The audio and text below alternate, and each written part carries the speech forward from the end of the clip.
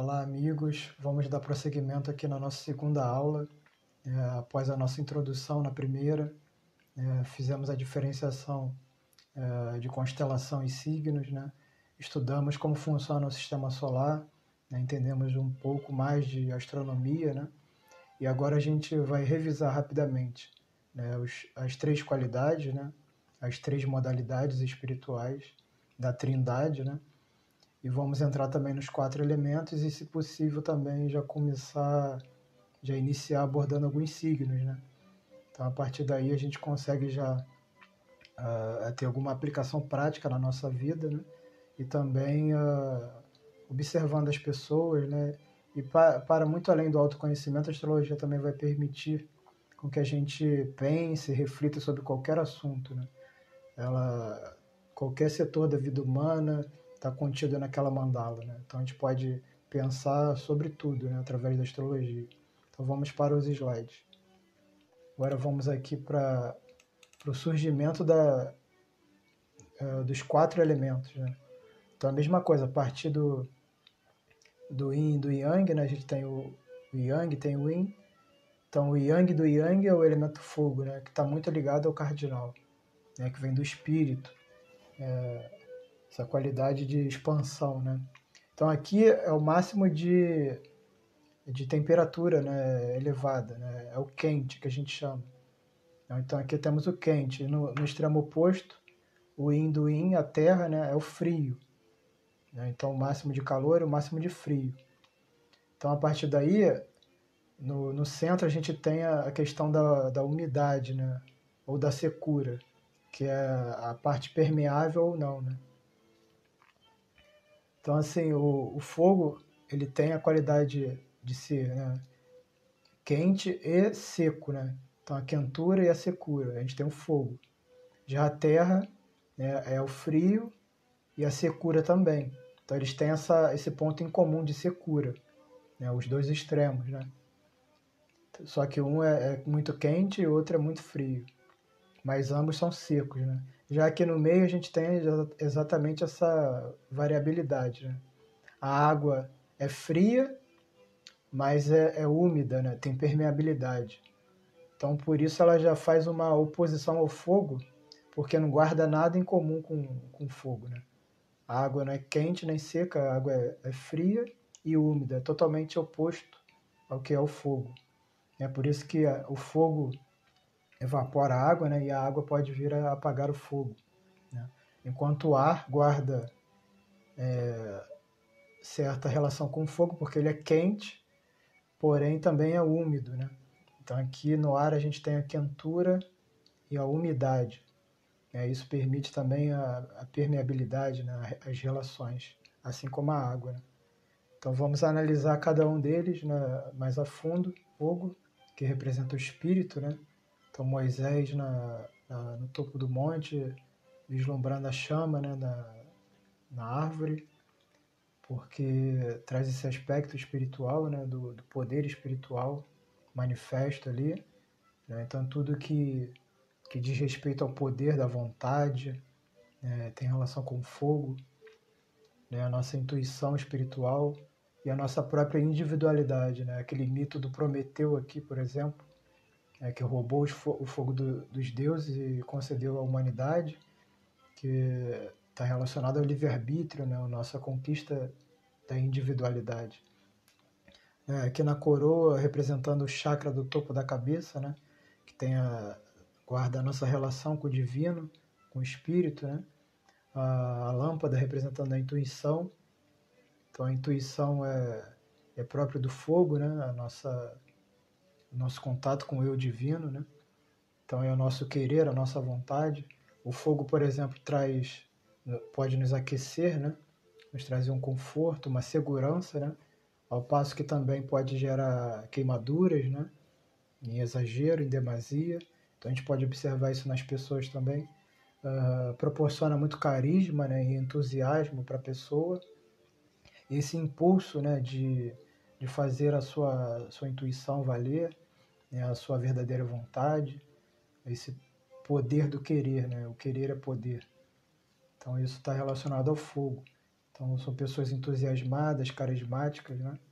Com muita fé também, né? Por causa do espírito, seja fé em si mesma, né? Fé na vida, fé em Deus. Então, esse poder do otimismo também, né? A partir daí a gente já consegue atuar no mundo, né? Então, vamos ver outro elemento. A gente pode começar vendo agora o elemento oposto, né? O fogo, que é a água, né? Porque o fogo é quente e seco, né? Já a água é fria e úmida, né? Então ela enquanto representante das emoções e sentimentos, né? Precisa sempre de um recipiente. A gente não consegue transportar água sem algum recipiente, né? Então, essa coisa do acolhimento, do afeto, né? Tá ligado às relações sociais, tal como o ar. A gente precisa ter essa troca com o outro, né? O outro enquanto recipiente das nossas emoções, sentimentos. Igualmente nós, enquanto recipientes dos sentimentos dos outros, né? Então é exatamente isso. A água é emoção, sentimento, que pode gerar movimento também, né? E representa também qualidades espirituais, né? A gente entrar em contato com o mundo do desejo, a inspiração, a clarividência, o mundo dos sonhos, né? Então é aquilo que a gente não consegue muito bem dizer, transmitir em palavras, né? Quem consegue mais são os poetas e os músicos, né? Chegam próximos. Mas é aquilo que a gente não consegue dizer, só sentindo para saber, né? Agora o elemento ar, fazendo esse par com a água, né? Enquanto agora a razão e o intelecto, né? Esse complemento da água, né? Que é o nosso pensar, o raciocínio, né? A lógica, a gramática, a retórica, né? Então tudo que a gente pode pensar, raciocinar, intelectualizar, né? E comunicar isso, né? Através seja da escrita, da fala, né? A espada representando é interessante devido aos debates intelectuais, né? Assim como o fogo também pode ferir, né? Por ser quente, tem algo de poder ferir alguém através das palavras, por exemplo, né? Porque as palavras ativam sentimentos, né? Por causa dessa relação próxima. Então, basicamente é isso. Já agora, para finalizar os 4 elementos, a terra, né, que é a de mais denso, mais material, prático na nossa vida, né? Nós que vivemos no mundo material atualmente. Então aqui o dinheiro, a moeda, né? Então tudo relacionado à terra, praticidade, é fácil, né? E assim como a água, há também uma profundidade na terra, né? A gente pode cavar bem profundo, assim como mergulhar muito profundo na água, né? Então eles são elementos afins, né? Tanto a água quanto a terra, né? Por serem frios, né? Esses elementos têm esse aspecto da profundidade, né? Então a gente viu lá, através do slide passado, né? A questão do Yin e do Yang, né? E como surgem esses 4 elementos, né? E aqui eu trago um esquema um pouco diferente, né? No primeiro momento parece complexo, mas não é. Vamos ver como a gente pode aprofundar aqui essa temática, né? Então, o máximo de Yin que a gente viu, né? O máximo de Yang que a gente viu, né? Seria a parte branca, né? Do símbolo. Então, o Yang do Yang, né? É o elemento fogo, né? Então, ele está lá, o máximo de quentura, né? De quentura e secura, né? E aí a gente tem o fogo, né?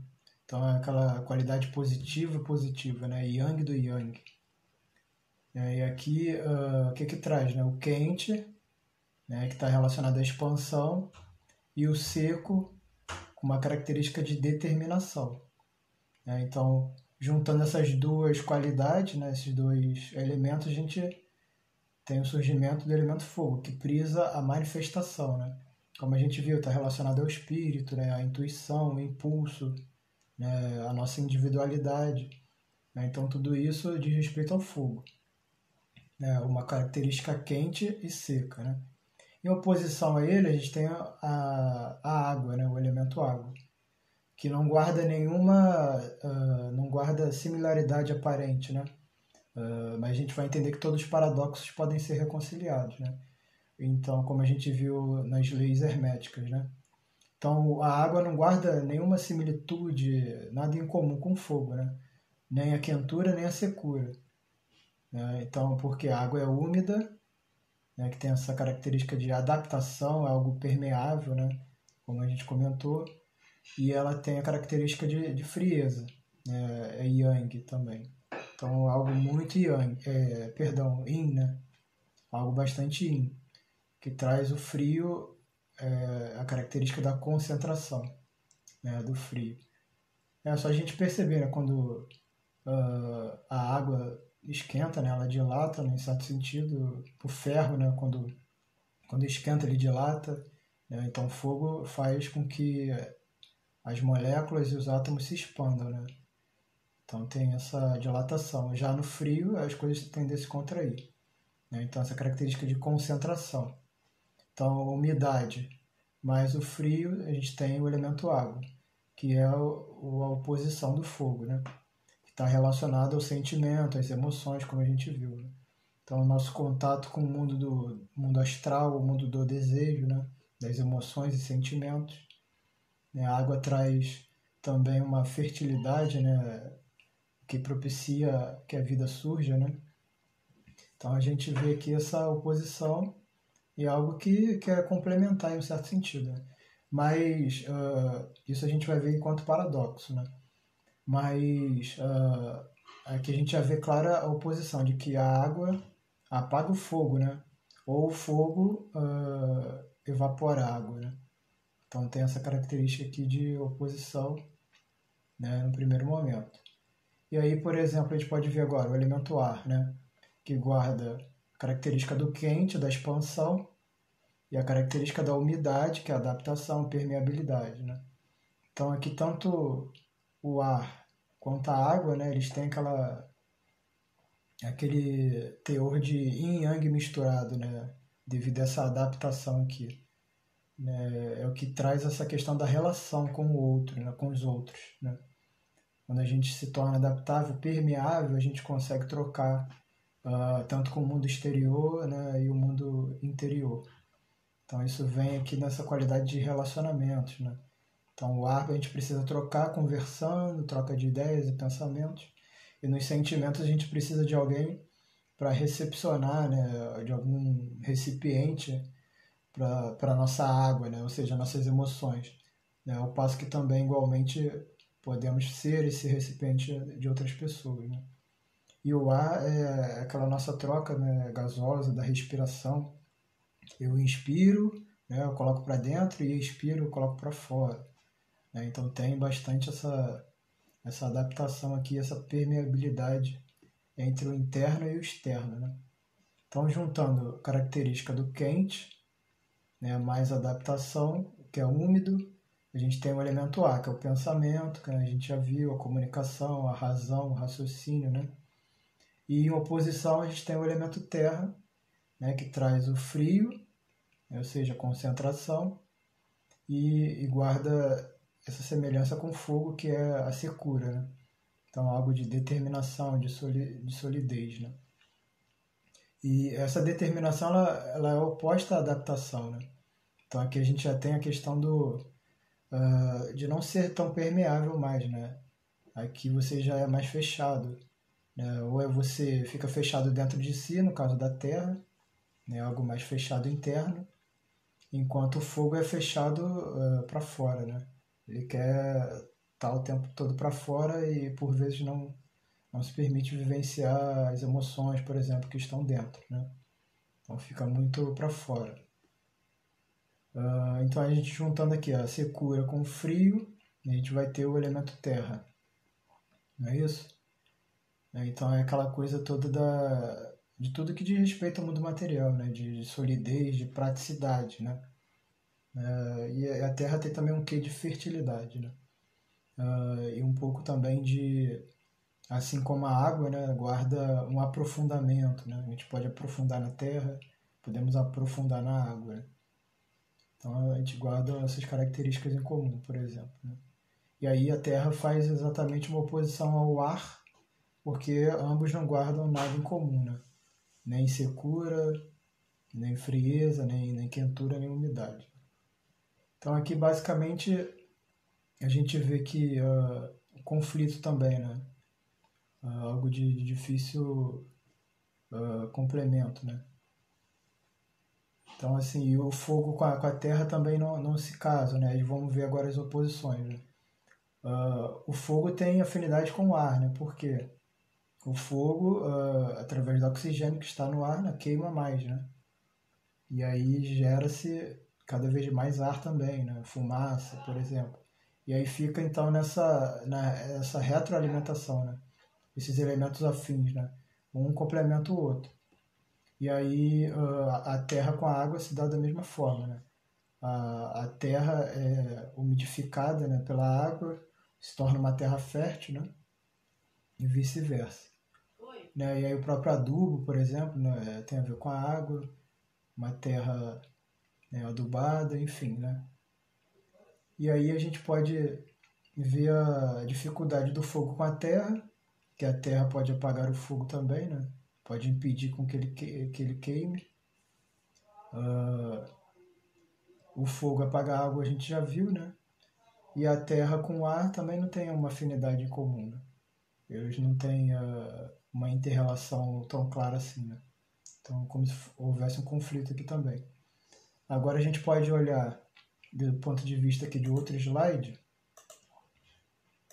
um certo complemento, né? Para esse paradoxo do fogo com a água, por exemplo, né? A gente pode ver a partir da questão do psíquico, né? Ambos são psíquicos, ou seja, vêm do mundo interior, né? São aquelas coisas que a gente não controla muito, é do mundo interno, né? Uma intuição e uma emoção são coisas que vêm assim de inesperado, né? Algo que brota de dentro, né?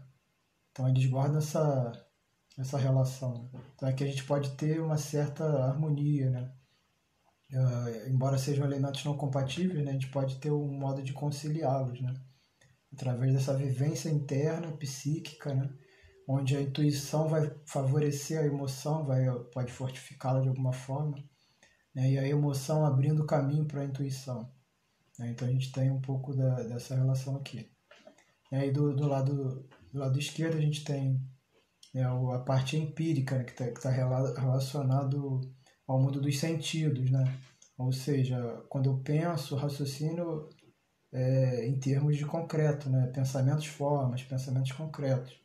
Então isso está ligado ao mundo dos sentidos de alguma forma, né? Então a Terra, por ser a sensação e o material, né, tudo que é prático, a gente consegue também ter essa afinidade aqui, né? Apesar de, né, no slide anterior, né, eles não guardarem nada em comum. O ar e a terra, nem o fogo com a água, né? São elementos opostos, mas aqui a gente consegue encontrar um ponto em comum, né? Para além ali daquele básico, né? Algo relacionado ao interior e ao exterior, né? Na nossa vivência empírica, né, no mundo material e a experiência psíquica, né, da nossa alma. Então aqui a gente consegue fazer essa